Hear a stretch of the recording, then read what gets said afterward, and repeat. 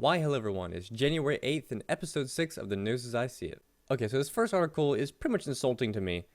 They label it as kids getting cancer from video games. Ridiculous. Read the article. It talks about people playing games, sitting on the couch watching TV, a sedentary lifestyle, being lazy, causing habits that can give you cancer, like eating bad food, getting blood clots in your legs, which don't cause cancer, but it's all these health risks from being a big lazy.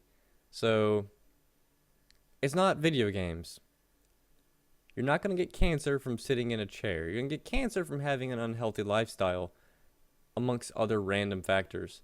So, wow, way to just throw video games under the bus again because you don't understand them in the slightest.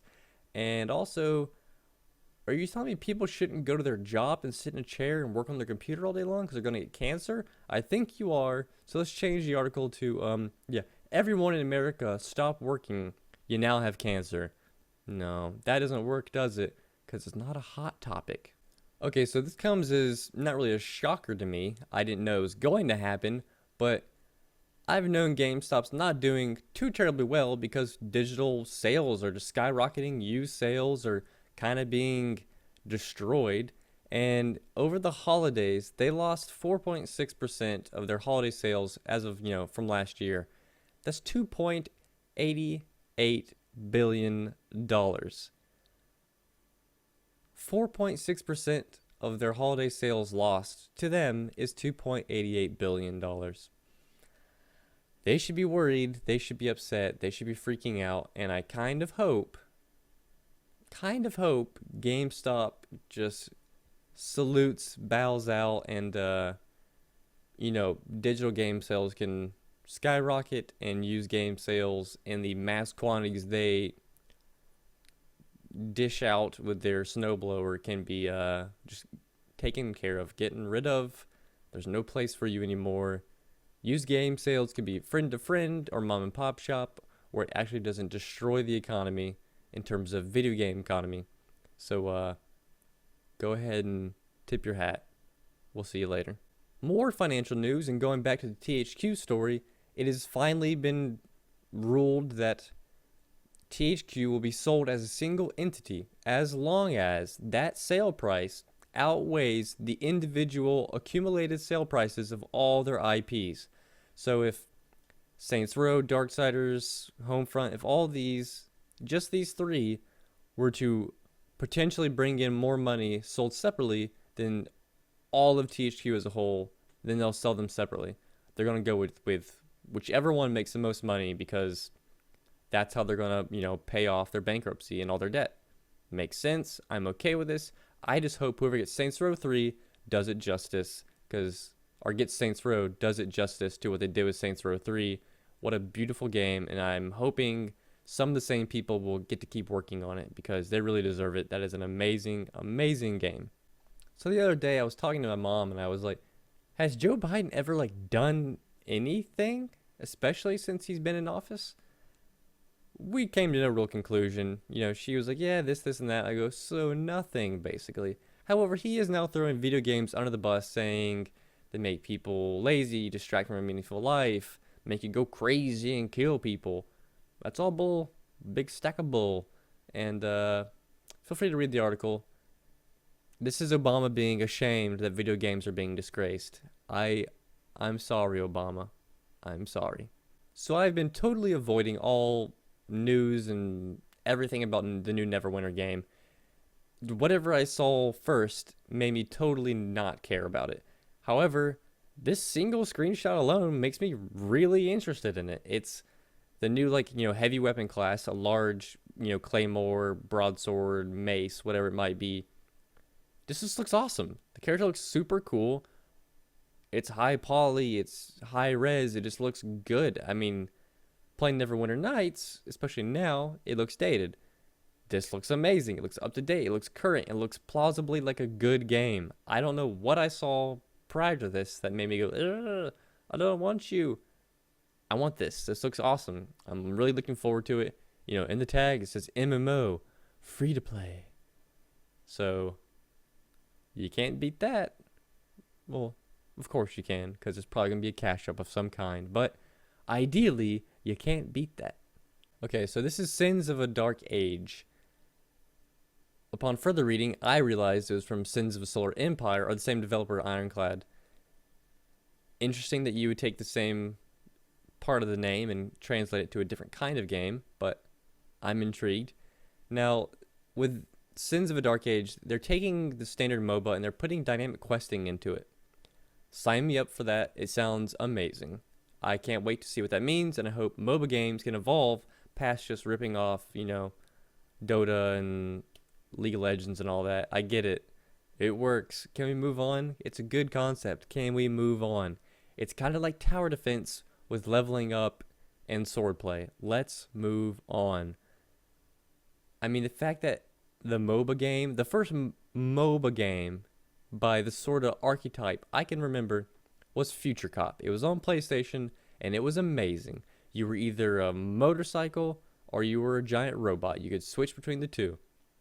And then you just had countless waves of enemies and friendlies that you would send at your opponent who would do the same thing. And you could also spawn Juggernaut classes after you accrued enough points. And you would, escort them all the way, and they would destroy the Nexus by chance.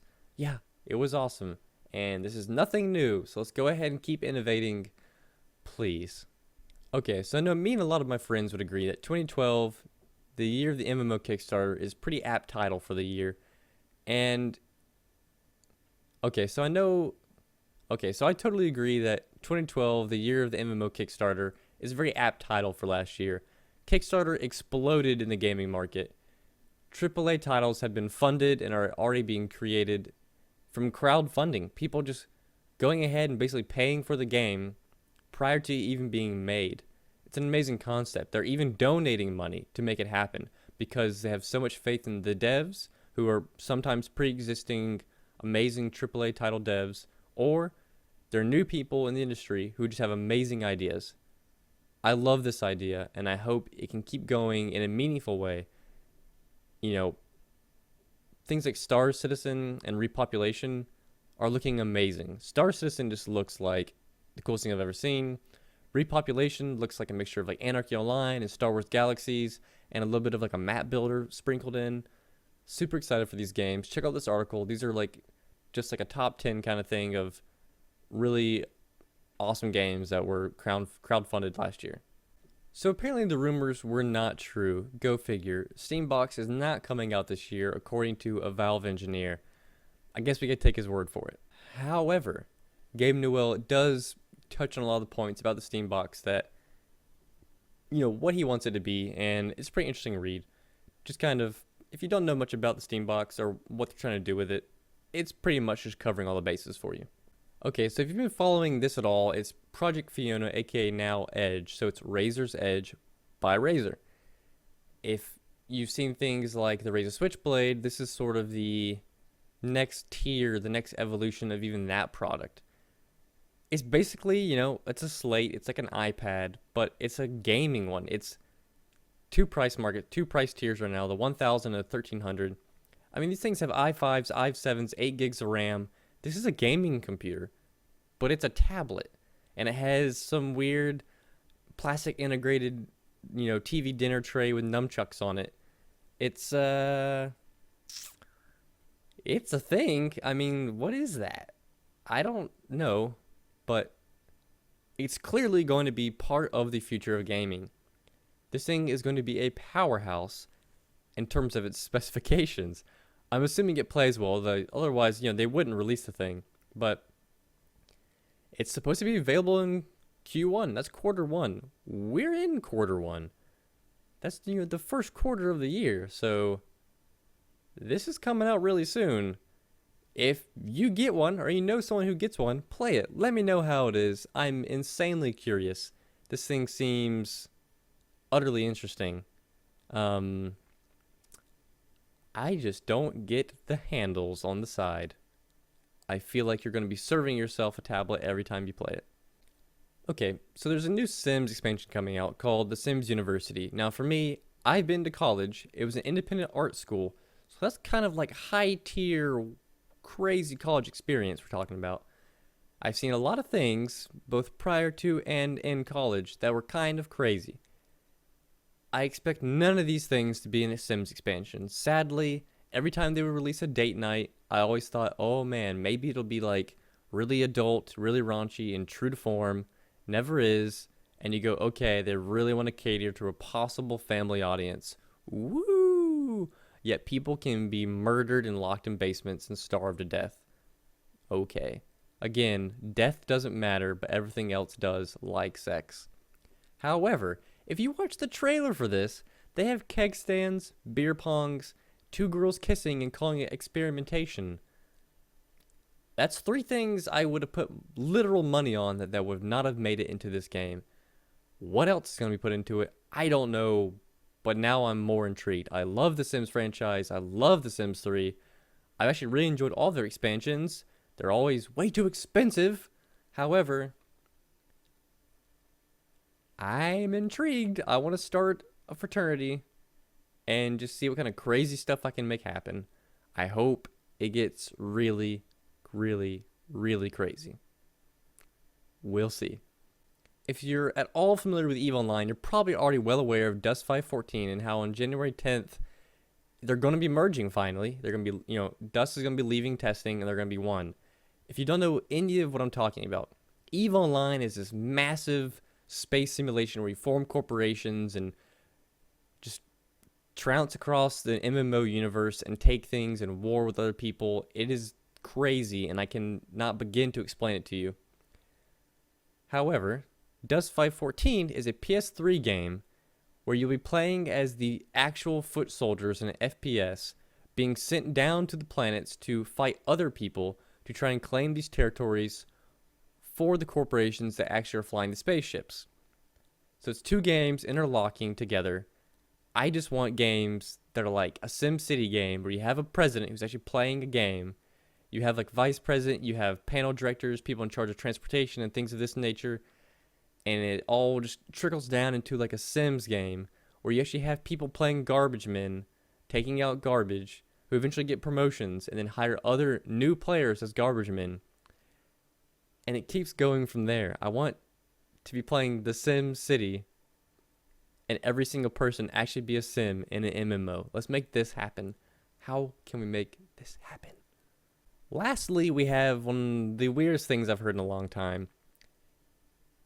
Whenever MMOs have released the ability to unlock and buy new character slots, the question is always, how many can I have?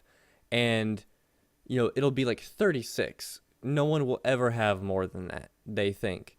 Someone hits 37 and their like ISP explodes and their like bank account melts because that little code didn't exist. It's a total Y2K situation. So then they always end up patching it a few months later and making it like 99999, whatever. They just like take off the cap or they make it like 600 or something. We're in a different time now. This is Star Wars: The Old Republic. They made it free to play recently, which means it's all about getting money from the cash shop. You can now have 349 alternate characters at around, let's say, $5 a pop. What? That is so ridiculous. I don't think there's even that many permutation of characters you could achieve. So what is the point? This is mind-boggling, crazy, kind of money-grubbing. Why not just make it unlimited? Let's be real. This set number means you genuinely thought about it. You did some math. You worked out some numbers. It's kind of crazy. But I mean, I guess at least there's a hard number. It's better than having that magical 35 or 36 and people hitting it and things, hitting the fan. But at least this is, actually sort of concrete, and it's still really a weird, huge number. But at least you don't have to have like 18 alt accounts and you're paying like $1,000 a month in subscription fees. So I guess they got that going for them. So that's it for today. I hope you enjoyed. That's it for the news as I see it. If you have any news you want me to put on the show tomorrow or any days following, make sure to tweet it at me, at Algol Gaming, or at Algol's News, or hashtag Algol's News. I'll see the news, and if it's something I think should be on the show, I'll make sure to put it on and try and give you credit for it. So I'll see you guys